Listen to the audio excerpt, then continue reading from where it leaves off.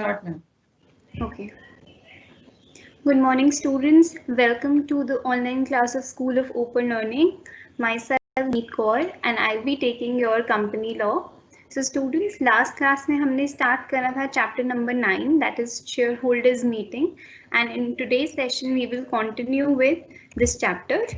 So, हम revise करते हैं पहले एक बार कि हमने last class में क्या discuss करा था. So students shareholders meeting में हमने पढ़ा कि there are two types of meetings. One is annual general meeting and another is EGM, extraordinary general meeting. So students, annual general meeting is a meeting that takes place annually. जो company हर साल में एक बार meeting करती है उसको हम बोलते थे AGM. तो हमने लास्ट क्लास में we discussed this. So what is EGM? Extraordinary general meeting वो मीटिंग होती थी जो किसी एक स्पेसिफिक पर्पस के लिए मीटिंग कराई जाती थी, जैसे कि अगर आपको कोई इमीडिएट बिजनेस डिसीजन लेना है या आपने कोई परचेज करना है, कुछ भी बिजनेस एक्विजिशन हो रहा है, तो आप वेट नहीं करोगे कि कब नेक्स्ट एजीएम होगी आफ्टर 6 months. सो आप क्या करते हो, you call your members, you send, हमने पढ़े थे कि क्या क्या वेज है मीटिंग कॉल करने के लिए. आप एक ईजीएम बुलाओगे जिसमें आपके कंपनी के सारे मेंबर्स प्रेजेंट होंगे.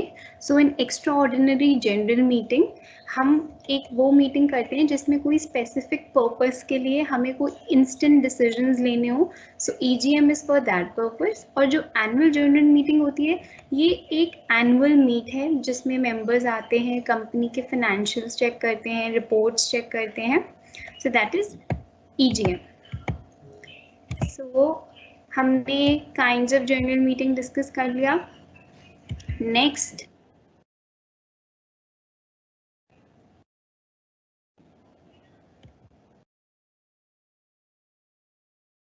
आपने 31st हमें कोई इंस्टेंट डिसीजंस लेने हो, so EGM is for that purpose. और जो एनुअल जनरल मीटिंग होती है ये एक एनुअल मीट है जिसमें मेंबर्स आते हैं, कंपनी के फाइनेंशियल्स चेक करते हैं, रिपोर्ट्स चेक करते हैं. So that is EGM. सो हमने kinds of general meeting discuss कर लिया. Next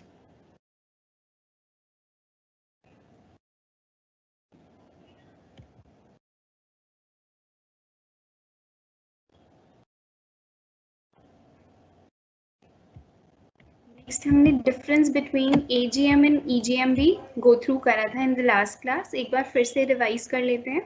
that annual general meeting, regular meeting held once in every year. So जो एनुअल जनरल मीटिंग होती है वो वंस इन अ ईयर होती है and it is a regular meeting. Whereas EGM, extra ordinary general meeting, ये एक meeting होती है जो किसी स्पेसिफिक पर्पस के लिए होती है. So meeting other than AGM, annual general meeting को हम EGM कहते हैं, एक्स्ट्रा ऑर्डिनरी जनरल मीटिंग. तो टाइमिंग्स क्या होते हैं, हम जो एनुअल जनरल मीटिंग होती है वो with in 6 months of close of the financial year. So supposedly students, आपका फाइनेंशियल ईयर 31st March को क्लोज हो रहा है. सो इन दैट केस आपको within 6 months of closing your financial year, जैसे आपने 31st March को अपना financial year close करा, so after that within 6 months आपको अपनी AGM, annual general meeting conduct करनी होगी. and जो EGM होती है वो आप एनी टाइम कंडक्ट कर सकते हो. so कोई फिक्स टाइम पीरियड नहीं है EGM को कंडक्ट करने के लिए.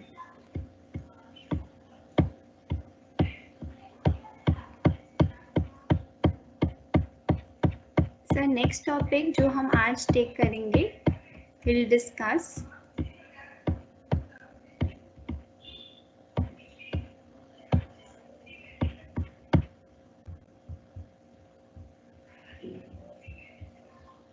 Is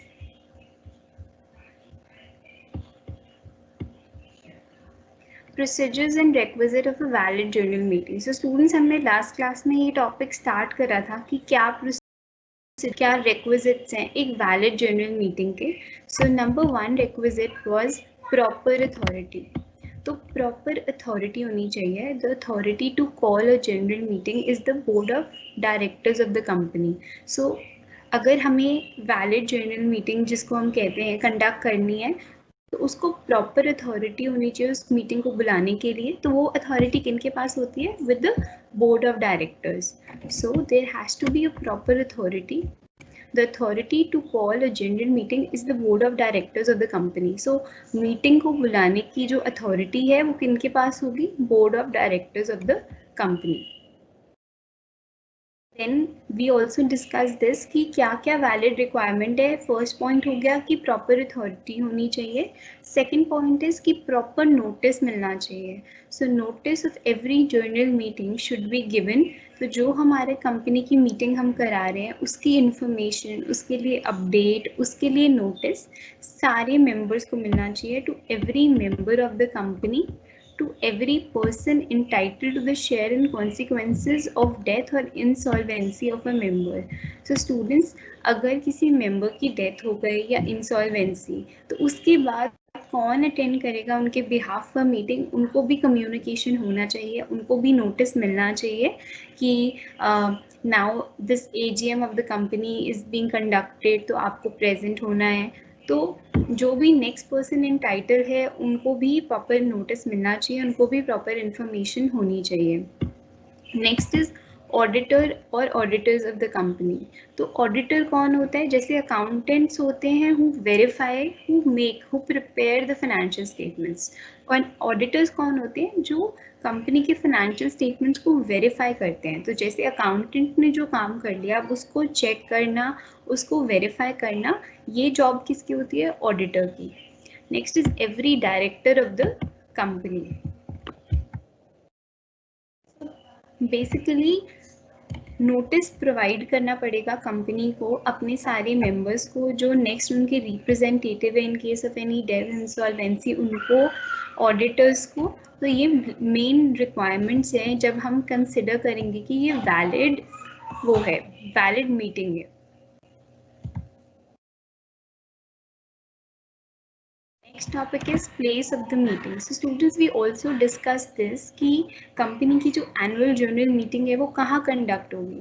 So the annual journal meeting is to be held by a company at its registered office. So company को अपने registered office में, जैसे आपकी कंपनी का registered office supposedly दिल्ली में है, तो आपको दिल्ली में ही अपनी AGM annual journal meeting conduct करनी होगी, और at some other place in the same city. So ज़रूरी नहीं है कि आप अपने registered office में meeting conduct करो. You can also do that in another place in the same city. आप दिल्ली में ही किसी और place पर भी conduct कर सकते हो. वैसे meetings also held in hotels में भी देखते हो, बड़े बड़े conference halls में भी meeting होती है.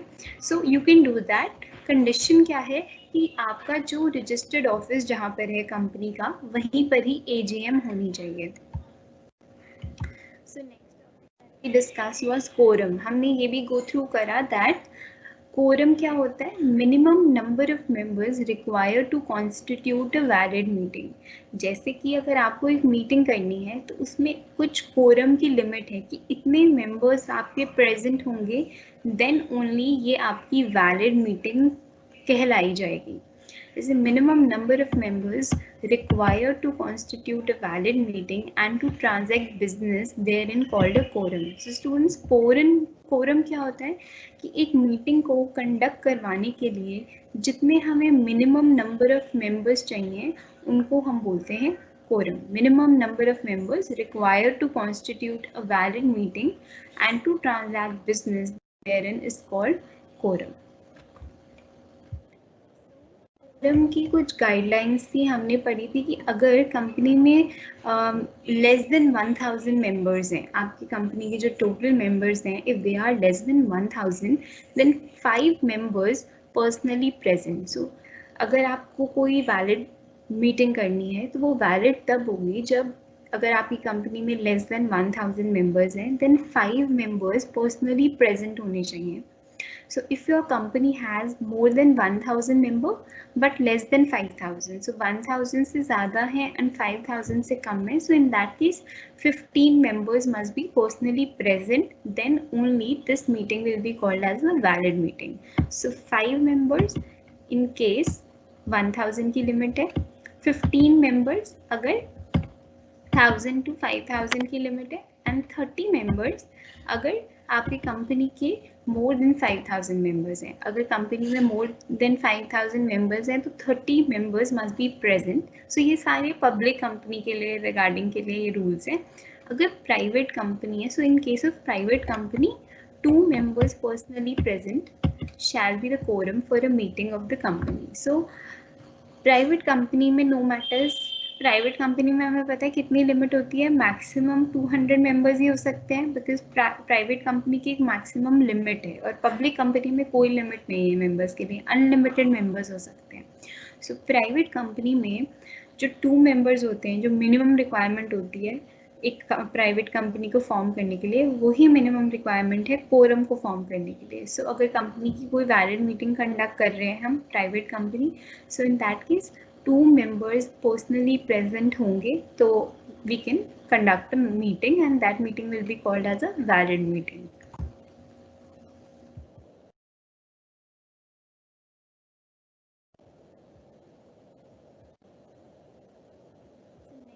Topic or next point or next important requisition for a valid meeting is chairman. So जो भी आपकी कंपनी की मीटिंग है ना, that should be presided over by a chairman. आपकी कंपनी में बोर्ड ऑफ डायरेक्टर्स ने मीटिंग कंडक्ट करी, मेंबर्स आए कंपनी में, सारे मेंबर्स प्रेजेंट हुए. Now if those members have certain questions, अगर उनके कुछ क्वेरीज हैं, उनके कुछ पॉइंट्स हैं, तो उनको कौन डिस्कस करेगा? सो इन दैट केस कंपनी के जो चेयरमैन है, he will be the one who will be answering the queries of the members. So a general meeting of the company is to be presided over by a chairman who regulates and supervises the proper conduct of the business at the meeting. So it is the duty of the chairman to make sure, जो regulate करते हैं, supervise करते हैं कि business जो है वो properly conduct हो रहा है. powers of the chairman. So ये बहुत important point है, इसको discuss करते हैं कि chairman की क्या powers हैं. The chairman has prima facie authority to decide all questions which arise at a meeting and which require decision at that time. So student की chairman के पास powers है to make sure कि जितने भी questions आ रहे हैं उनको answer करना, उनके regarding decisions देना. The entry in the minutes book of the chairman's decision is the evidence of the decision of the meeting. So basically जब भी meeting conduct होती है तो उसके जो meeting minutes होते हैं, meeting minutes क्या होते हैं? जो भी important points जो meeting में decide हुए वो एक evidence होता है chairman के decisions का. So उसकी entry जब book में हो जाती है, in the minutes book of the chairman's decision is the evidence of the decision of the meeting. So basically जो भी decision होता है वो chairman ही लेता है. Third, the chairman has a right to decide priority among speakers, to demand poll, to exercise casting vote. So basically chairman के पास power है कि decide करना voting कैसे लेनी है. हमने last class में discuss करा था that there are 2 ways to take voting, by raise of hand or by poll. तो ये सारा decision भी chairman लेते हैं. प्रॉक्सी को डिटेल में देखते हैं. प्रॉक्सी होती क्या है? A personal representative of the member at a meeting. तो हमने पढ़ा जैसे हम स्कूल्स में, अब कॉलेजेस में we used to do proxy. Proxy क्या होता है? If your friend is not present and your professor ma'am is calling the roll number and if she is not looking at you, then you say just the roll number that present ma'am. तो आप जब fake attendance लगाते हो तो उसको बोलते हैं proxy. Similarly companies में भी, मीटिंग्स में भी प्रॉक्सी. कैसे? प्रॉक्सी का क्या मीनिंग है? जब आप खुद मीटिंग में प्रेजेंट नहीं हो सकते, then you send your representative. जैसे आपको मीटिंग अटेंड करने जाना है जिसमें आपने कंपनी के, आप जिस कंपनी के आप मेंबर्स हो, सो आप खुद नहीं जा सकते, आप अपने एक पर्सनल रिप्रेजेंटेटिव को भेजते हो. सो इन दैट केस उसको हम प्रॉक्सी बोलते हैं. The term proxy has 2 meanings. A personal representative of the member at a meeting, that is the person authorized to act or vote for another at a meeting of the company. Second, the instrument by which a person is appointed to act for another at a meeting of the company, since the representative can be appointed only in writing. तो ये proxy था कि जब आपके behalf पर कोई meeting में present होता है और आपके बिहाफ पर वोटिंग होती है। Next general meeting. सो हमने लास्ट क्लास में डिस्कस करा था that there are two ways to vote, raise of hand and poll. So इसको डिटेल में देखते हैं। Decisions at the meeting are taken by way of passing the resolution. Every proposed resolution is discussed by the members of the company. Members have the right to move amendments to the proposed resolution, provided the amendments are germane to the proposed resolution. After a proposed resolution has been discussed, it is put to vote. Every member has the right to vote on such resolutions. Shareholders may exercise their voting rights in their best interest. So basically students vote, voting का purpose क्या है? So whenever in a company, जब भी company में कोई decision लेना होता है या कोई भी important change है company में, so for that आपको approval चाहिए अपने members का। So आप क्या करते हैं, कंपनी के एक रेजोल्यूशन पास करा जाता है, फिर मेंबर्स की कंसेंट ली जाती है कि out of this how many members propose this change, या कितने लोग इस डिसीजन के फेवर में हैं। सो फॉर दैट वोटिंग कराई जाती है। So every member has a right to vote on such resolutions. So सारे मेंबर्स के पास वोटिंग राइट होता है। Now there are two ways of voting: voting by show of hands and voting by poll. Voting by show of hands का क्या meaning है? In the first instance, at any general meeting, voting takes place by a show of hands. On a show of hands, each member has only one vote. So basically जब students voting by show of hands होती है तो हर member के पास one vote होता है, ठीक है? On a show of hands, each member has only one vote. Proxies are not entitled to vote in case of such voting unless the article otherwise provide. The chairman's declaration on the result of voting by show of hands is conclusive. So basically students जो proxy होते हैं जिसमें member खुद present नहीं है and उसके representative से vote करवा रहे हैं, so in that case proxy नहीं लगा सकते आप जब voting by show of hands है। सो जब voting by show of hands है तो हम प्रॉक्सी नहीं लगा सकते और हर मेंबर के पास एक ही वोटिंग राइट है, बिकॉज शो ऑफ हैंड्स है, each member has only one vote. अब नाउ जब वोटिंग बाय पोल है, so voting in accordance with the voting rights given to the members by articles of association is called a poll. So जब आपके पास voting rights हैं according to the number of shares, according to the type of shares you are holding, meaning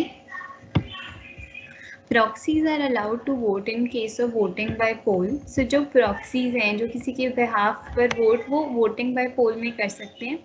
There is a counting of votes cast in favor and against the resolution in case of a poll. Ordinarily, it implies exercise of voting rights by members in portion to their share of the paid-up equity capital of the company. So basically, students voting by poll में आपके पास voting rights हैं, वो depend करता है कि आपके पास कितनी share holding है, कितनी capital आप hold कर रहे हो.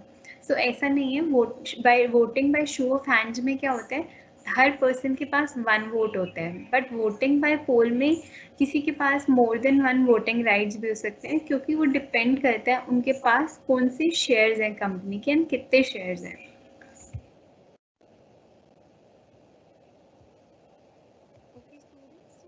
अंडरस्टैंड कि इन दोनों में डिफरेंस क्या है, voting by show of hands and voting by poll. So each member has one vote. तो हमने डिस्कस करा था कि शो ऑफ हैंड्स में हर मेंबर के पास वन वोट होगा. पोल में क्या होता है, members have the votes as per the voting rights held by the them. अब वोटिंग बाय पोल में मेंबर्स के पास उतने वोटिंग राइट्स हैं depending upon the shares they are holding. तो उनके पास ऐसा नहीं है कि अगर मीटिंग जो वोटिंग बाय पोल है उसमें सिर्फ वन राइट होगा वोट का, नहीं, अगर किसी के पास कंपनी के ज़्यादा शेयर्स हैं उनके पास ज़्यादा वोटिंग राइट्स होंगे. सो प्रॉक्सीज जो किसी के बिहाफ पर वोट कर सकते हैं वो शो ऑफ हैंड्स में पॉसिबल नहीं है. Proxies are not allowed to vote, whereas in poll proxies are allowed to vote. Next, there is no counting of votes in favor and against the resolution. Votes in favor and against are counted. तो पोल में counting होती है proper कि कितने votes favour में आए, कितने हमारे पास अगेंस्ट में आए. शो ऑफ हैंड्स में ऐसे काउंटिंग नहीं होती. डिसीजन क्योंकि शो ऑफ हैंड्स है, तो जिन्होंने अपना शो करा hand means that they are for the favour of the decision. वो उस डिसीजन के हक में है, फेवरेबल है उनका पॉइंट ऑफ व्यू, तभी शो ऑफ हैंड्स है. So decision of voting by show of hands is cancelled as soon as poll is demanded. So basically अगर members ने बोला कि नहीं हमें decision by show of hand नहीं करना, decision by poll करते हैं, तो जो पहले show of hands से decision आया वो cancel हो जाता है, because जो decision by poll है वो best method होता है. और अगर decision of voting by poll जो होता है ना वो कभी भी cancel नहीं होता, वो लास्ट है डिसीजन और वो बेस्ट डिसीजन है. ऐसा नहीं है कि decision by poll, voting by poll कर लिया, फिर आप कह रहे हो कि नहीं अब हमें voting by show of hands करना है. So that is not possible. Decision of voting by poll is never cancelled. So students, let's start the fresh topic, that is passing of resolution by postal ballot. So in view of poor attendance of the members at the general meeting of the Companies Act provides for voting through postal ballot, including voting by electronic mode. It is limited to the specific resolutions proposed to be passed by a listed company. The central government has framed rules in this regard.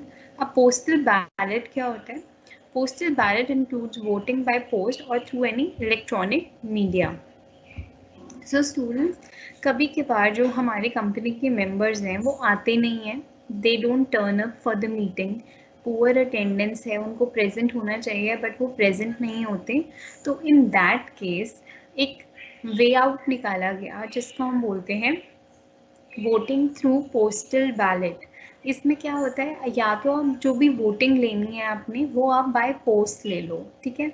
By post उनको बोलो कि आप हमें अपने बता दो कि आप किस का डिसीजन येस है या नो है, आप फेवर में है या अगेंस्ट में है, और थ्रू एनी इलेक्ट्रॉनिक मीडिया या ऑनलाइन वोटिंग हो रही है. सो पोस्टल बैलेट है क्योंकि जब मेंबर्स प्रेजेंट नहीं हो सकते या जब जिन केसेस में वो आते नहीं हैं मीटिंग अटेंड करने, तो इन दैट केस कंपनी के पास क्या वे आउट है, then they go for postal ballot. So let's understand the applicability. One-person company and other companies having members up to 200 are not required to transact any business through postal ballot. So students, जो company OPC होती है हमारी one-person company, जिसमें सिर्फ maximum members, one-person company में तो one member होता ही है, that is OPC. और अगर कोई कंपनी है जिसमें मैक्सिमम मेंबर्स 200 है, ठीक है, so then they cannot transact any business through postal ballot because members already इतने कम हैं. so company के जो quorum होगा, अगर देखो private company है तो 2 members ही चाहिए एक ballot meeting के लिए. अगर public है then also they need very less members. so in that case उनको postal ballot का option नहीं given है. businesses in which the resolution shall be passed through postal ballot. So एक ये लिस्ट बताई हुई है जहाँ पर जो भी रेजोल्यूशंस हैं, डिसीजंस हैं, वो थ्रू पोस्टल बैलेट होंगे. Number 1, alteration of the object clause of the memorandum. So basically आपका मेमोरेंडम ऑफ एसोसिएशन का जो ऑब्जेक्टिव है, जो पर्पस है कंपनी का, उसमें अगर कोई चेंज है, आप ऑल्टर कर रहे हो कंपनी के ऑब्जेक्टिव को. जैसे कंपनी का ऑब्जेक्टिव था for the welfare of the society, they produce eco-friendly products. Now they want to change their objective. अब वो eco-friendly products के अलावा different products भी कर रहे हैं. so ऐसा कुछ भी रेजोल्यूशन है जिसमें ऑल्टर करना है ऑब्जेक्ट क्लॉज, तो वो पोस्टल बैलेट के थ्रू कर सकते हैं. So alteration करना object clause of the memorandum, alteration of article of association in relation to insertion or removal of provisions which are required to include in the articles of the company in order to constitute it a private company. So basically अगर आपको अपनी company का AOA भी alter करना है, change करना है, जिसमें अगर आप चेंज कर रहे हो, पब्लिक कंपनी से प्राइवेट कंपनी बना रहे हो, तो इन दैट केस ऑल्सो आप पोस्टल बैलेट के थ्रू रेजोल्यूशन पास करा सकते हैं. और next point is change in the place of registered office. क्या प्लेस चेंज हो रहा है, change in the objects for which a company has raise money from public and so for so on. बहुत सारे पॉइंट्स हैं, बहुत सारी list है आपके पास जो आप गो थ्रू करना, where company can pass a resolution through postal ballot. Okay. So students, next is that there is a procedure to be followed for conducting business through postal ballot. जब आप अपने company का resolution, company के decisions, company की जो voting है वो postal ballot के थ्रू करा रहे हो. और अभी हमने देखा कि क्या क्या लिस्ट है बिजनेसेस की, कौन से टाइप की डिसीजंस हैं जो आप पोस्टल बैलेट के थ्रू कर सकते हो. जैसे अगर आपको अपना object clause memorandum of association का ऑल्टर करना है, सो देन आप वोटिंग करा सकते हो through postal ballot. Now there is a procedure to be followed for conducting a business through postal ballot. The company's Management and Administration Rules 2014, the following procedure is to be adopted for conducting business through postal ballot. So अगर अब आपको business conduct करना है through postal ballot, तो वो कैसे possible है? So there is a procedure for that. Number 1, notice. The company is required to send notice to all the shareholders along with the draft resolution explaining the reason therefore and requesting to send their assent or dissent in writing on a postal ballot. The notice shall be sent either by a register post or speed post or through electronic means like email ID through courier service for facilitating the communication of the sent or dissent of the shareholder to the resolution within the set period of 30 days.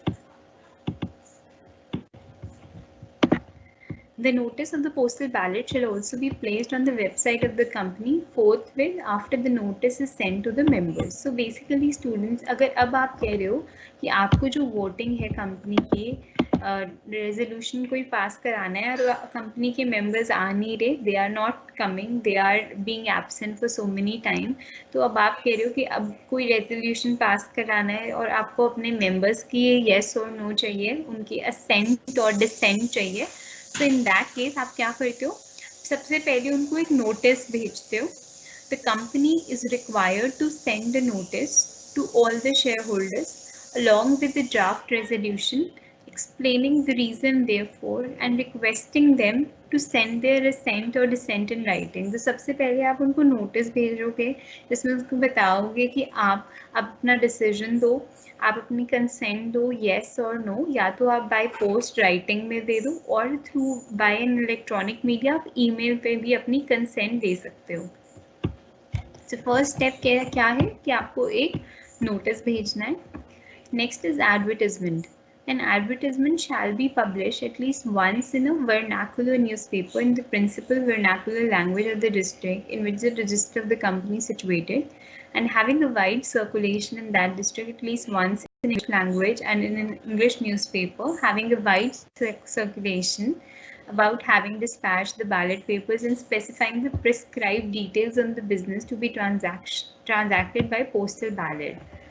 So students, जैसे कि advertisement यहाँ पर क्या purpose है कि अगर आपको कोई बिजनेस करना है, आप सपोज करो कि आपको एक न्यू बिजनेस एक्वायर करना है एंड फॉर दैट आपको अपने मेंबर्स की कंसेंट चाहिए, whether they are in favour of that business और whether they are against that decision of acquiring a new business.